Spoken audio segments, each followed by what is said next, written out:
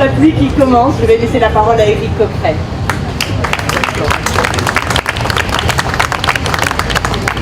Ne vous inquiétez pas, nous vaincrons la pluie. Pour commencer, alors effectivement, Mathilde l'a dit, il y a 10 ans on était là, presque là, donc il y a 10 ans, dans 2 heures on était installés sur une tribune.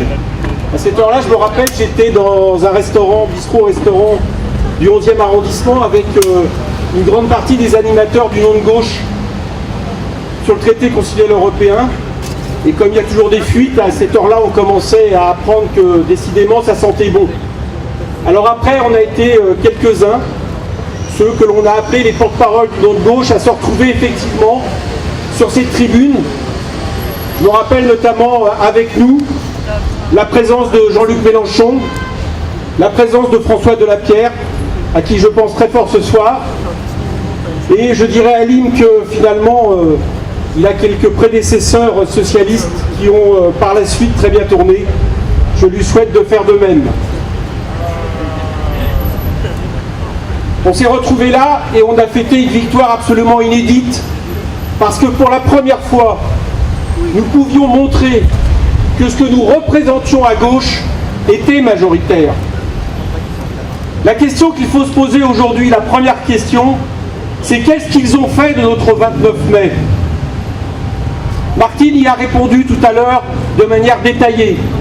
Donc je n'aurai pas besoin de faire la même liste des vilainies qui ont été faites au nom de l'Union européenne.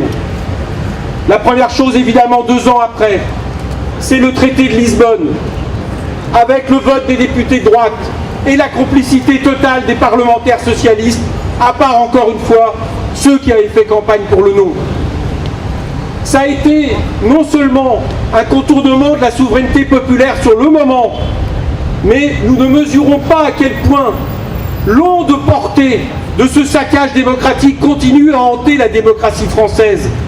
Parce qu'à partir du moment où vous envoyez un signal à un peuple qui à 70% vient voter à un référendum, ce qui est totalement inédit, qui mène un débat citoyen absolument d'ampleur là aussi inédite, qui à 55% vote pour le non, quand vous lui dites « votre vote, on n'en a rien à fiche », et comme celui des Irlandais et autres, on peut le contourner, comment après s'étonner que ce peuple considère que l'abstention vaut finalement n'importe quel vote?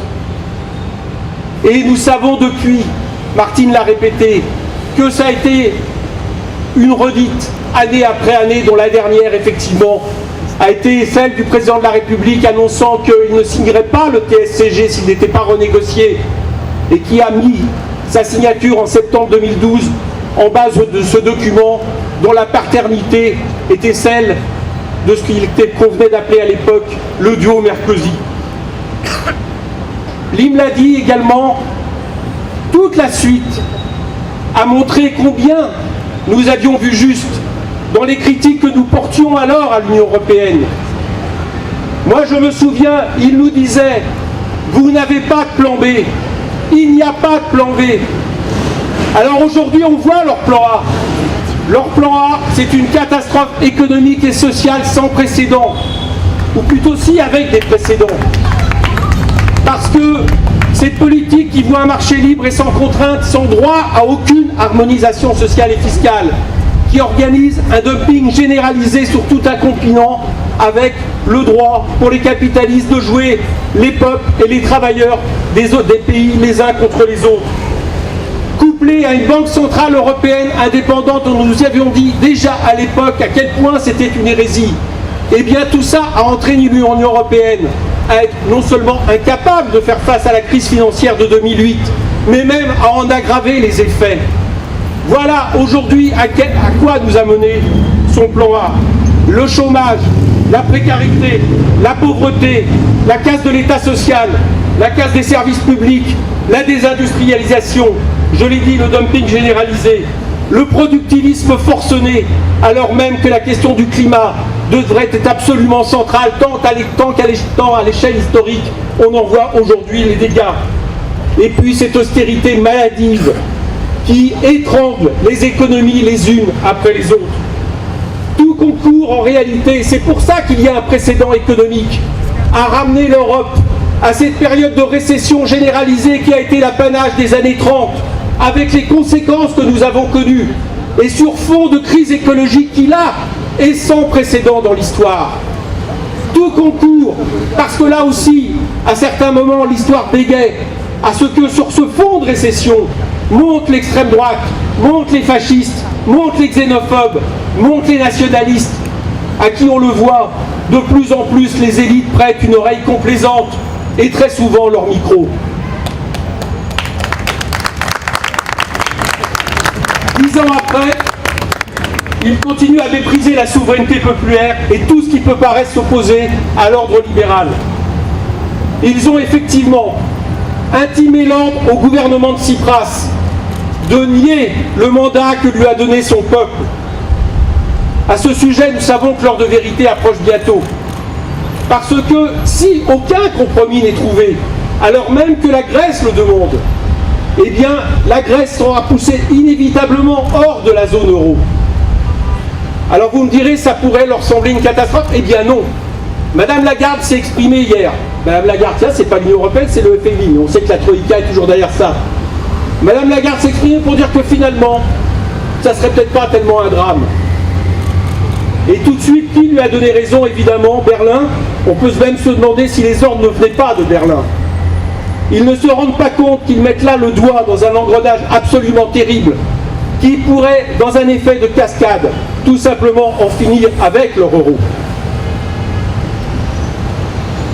Pour voir la façon dont est traitée la souveraineté du peuple grec, il faut regarder aujourd'hui comparativement aussi comment sont traités M. Tsipras et comment est traité M. Cameron. C'est quand même un comble. M. Tsipras et ses ministres viennent voir les gouvernements européens, l'Union européenne, la Commission européenne, pour dire essayons de trouver un compromis parce que nous voulons rester dans l'Union européenne. M. Cameron vient, alors qu'il n'est pas dans la zone euro, pour dire nous voulons aggraver les traités de manière de plus en plus libérale. Eh bien, regardez la façon dont méprisante dont est accueilli M. Tsipras et les courbettes qui sont faites aujourd'hui à M. Cameron. Oui, décidément, et ça va être l'une des campagnes que va mener le parti de gauche dans les jours à venir avec une nouvelle affiche des tracts. Si la Grèce était une banque, il y a longtemps qu'elle serait sauvée. Bravo ! Bravo ! Manifestement, Berlin et Bruxelles, avec la complicité de Paris, a décidé de prendre le risque de perdre la Grèce et de couler la Grèce. Ils prennent même un autre risque. C'est que comme nous pensions que M. Tsipras et le gouvernement grec ne renieront pas leurs engagements, si d'aventure ce qu'ils mettent sur la table finissait par s'accomplir, c'est-à-dire que, jugeant que la situation est terrible, le gouvernement grec abandonnait certaines des promesses qui étaient faites sur Région Evangeliste, je n'y crois pas 2 secondes. Mais en tout cas, eux le croient. Et eux le croient et prennent le risque dans ces cas-là d'ouvrir la voie à Aube dorée en Grèce. Et décidément, il y a une chose que l'on peut se dire. C'est que de la même manière que dans les années 30, certains continuent à préférer Hitler au Front populaire. C'est ça la vérité. C'est ça la vérité du capitalisme et de ces 3e âges du capitalisme. Disons-le aussi, par rapport à ce risque, il n'y a pas aujourd'hui assez de solidarité par rapport à la Grèce. Ce n'est pas normal que dans les réunions que nous faisons les uns et les autres, eh bien, nous soyons que quelques centaines à dire que nous soutenons le gouvernement d'Alexis Tsipras. Alexis l'a dit tout à l'heure, le 20 juin, il y a un appel à se mobiliser. Alors oui, nous serons ce week-end au rassemblement et au débat organisé par nos camarades du PGE. Mais nous serons plus nombreux encore dans la rue le 20 juin. C'est un devoir que nous devons non seulement au peuple grec, mais à l'idée même que nous nous faisons des sociétés et également un devoir que nous devons par rapport à notre peuple, tant ce qui se passe là-bas pourrait très bien justement être l'avenir des peuples européens. Il faut se demander maintenant ce que nous avons nous fait de notre 29 mai. Je l'ai dit, il y a un tableau morose. Pourtant, il y a aussi des signes d'espoir. Le premier, c'est que si on veut bien considérer que ce n'était pas seulement le 29 mai que nous fêtions, mais une espèce de printemps des peuples en 2005, les Irlandais qui avaient voté non, les Pays-Bas qui avaient voté non, le fait que même dans les États, même en Allemagne, quand on interrogeait d'un sondage le peuple allemand pour savoir ce qu'il ferait par rapport au TCE, puisqu'ils n'ont pas le droit de faire des référendums, progressivement une majorité se dessinait dans les pays européens les uns après les autres. Alors par rapport à cette situation, je pense qu'il y a des signaux d'espoir que nous n'avions pas à l'époque. D'abord, et bien ça a été dit, c'est pas anodin, c'est que les nôtres gouvernent un des pays européens et peuvent montrer que oui, une politique de résistance couplée à un appel de solidarité peut arriver à faire bouger les choses, du moins je l'espère. Et puis il y a les bonnes nouvelles venues d'Espagne. Ces listes de convergence citoyenne, soutenues par plusieurs partis dont Podemos, qui ont remporté Barcelone, imaginez la chose en France. Si demain, à la place de M. Collomb, eh bien, nous avions un maire d'un de nos partis, ou qui ne soit pas de nos partis, mais qui adhère à des telles listes citoyennes, qui gouvernent au nom de notre gauche une des villes françaises, et qui peut-être même gouverneront demain Madrid. Au-delà de la chance que cela ouvre pour l'Espagne, au-delà du fait que cela casse le bipartisme entre le Parti socialiste européen et le Parti populaire, au-delà que cela renvoie à la marginalité l'extrême droite espagnole, on voit bien que c'est une brèche dans laquelle nous pouvons nous engouffrer et qui montre plus qu'encore que le 29 mai 2005 que notre gauche peut être majoritaire, que ce que nous portons eh bien, n'est pas porté, n'est pas justement dédié à être dans des minorités. C'est au nom d'une autre vision de l'Europe, une toute autre vision de l'Europe, que Syriza en Grèce, Podemos en Espagne et nous en France nous nous battons. C'est au rebours de l'austérité, de la politique de l'offre, d'une espèce de dictamol qui se fiche des souverainetés populaires. C'est au nom de l'internationalisme, c'est au nom d'une union libre des peuples libres, et non celle de la soumission aux règles du marché, de la finance et du libéralisme. Mais c'est aussi la reconnaissance, et je parle là aux naïfs qui font semblant, soit qu'ils l'ignorent, soit qu'ils font semblant d'ignorer, que la géopolitique nationale continue à exister dans cette Europe-là. Et que oui, ce n'est pas un scandale de dire que la bourgeoisie allemande mène aujourd'hui le bateau européen et qu'elle le fait au nom de ses intérêts, au nom des intérêts des rentiers allemands, qui sont tout l'inverse des intérêts du peuple allemand et des intérêts des peuples d'Europe. Voilà qui nous conduirait 10 ans après à voter plus que jamais non à cette Europe-là et à rompre à partir de la conquête des cadres nationaux. D'ailleurs, j'observe une chose, c'est que leur politique a d'autres conséquences. Je ne sais pas si vous avez vu, mais ce matin, il y avait un sondage paru dans le Figaro qui reposait la question aux Français. Qu'est-ce que vous voteriez aujourd'hui par rapport au traité contre le ciel européen? Le bilan, c'est que 62% des Français voteraient non, soit 7% de plus que le 29 mai. C'est dire s'ils ont les peuples derrière eux. Je viens de parler de l'Espagne et de la Grèce. Est-ce que nous serions si en retard en France que nous pourrions nous aussi espérer à notre tour casser la baraque? Pour ma part, je crois que nous avons des acquis que nous n'avions pas en 2005. Il ne faut pas sans arrêt se lamenter sur la situation. Si on regarde l'histoire de manière d'une longue durée, derrière les tribunes de 2005, il y avait certes une unité entre nous, mais nous n'étions pas à l'époque capables de proposer une alternative en positif. Et d'ailleurs, la preuve, c'est qu'on s'est fracassé sur le mur des présidentielles de 2007. Alors oui, ce n'est toujours pas rien.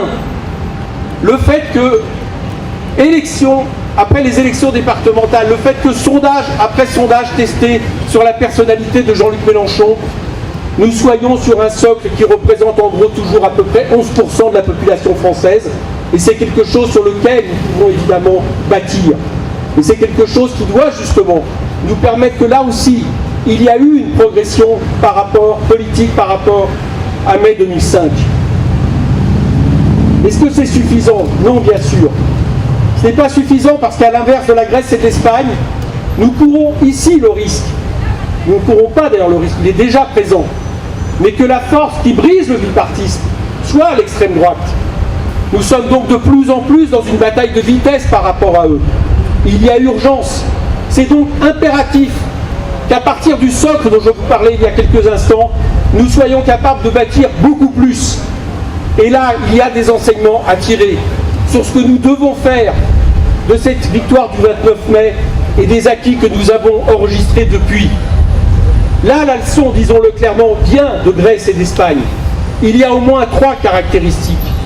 La première, c'est une indépendance totale par rapport aux partis du système, que ce soit les libéraux ou les sociaux-libéraux. Je remarque d'ailleurs que c'était déjà les partisans du oui-oui, ce qu'on appelle les oui-wistes à l'époque. La deuxième, c'est qu'il est plus que jamais nécessaire que nous soyons capables d'initier, d'entraîner, de nous mettre au service d'une implication citoyenne. Martine l'a dit tout à l'heure, en 2005, il y avait eu des réunions par centaines de comités dans lesquels nous étions très nombreux à faire de la politique au sens noble du terme, à lire les textes, à échafauder des projets alternatifs. C'est exactement ce à quoi nous devons nous atteler maintenant. Il faut être capable de déclencher des mouvements avec des structures de base, des assemblées citoyennes, des assemblées représentatives dès les prochaines régionales, où un homme ou une femme égale une voix. Et puis, troisième chose, c'est que nous devons aller vers un même mouvement, parce que la caractéristique commune de Podemos et Syriza, c'est que c'est un même mouvement, avec des structures de base, même si en Espagne, et Podemos a raison, ils essayent de déborder cela sur des listes de convergence citoyenne. Voilà ce que nous devons poser en jalon dès cette année. Les régionales peuvent nous en poser, peuvent nous en donner l'occasion. Vous me direz, c'est une tâche ardue, moi je ne crois pas. C'est une affaire de volontarisme de nous tous, et notamment des formations politiques qui doivent continuer à jouer un rôle, parce que ce que je vous dis, ce que je vous décris, ne doit pas être contre les partis politiques. 10 ans après, disons-le entre nous, ça serait la meilleure manière de fêter justement la victoire du 29 mai 2005. Parce que ce qu'il reste comme question fondamentale, à partir du moment où nous pensons que nous sommes dans une période aussi dangereuse, c'est toujours la même réponse. C'est que tout ça ne va pas tenir. Leur système ne tiendra pas. Alors d'où viendra l'issue?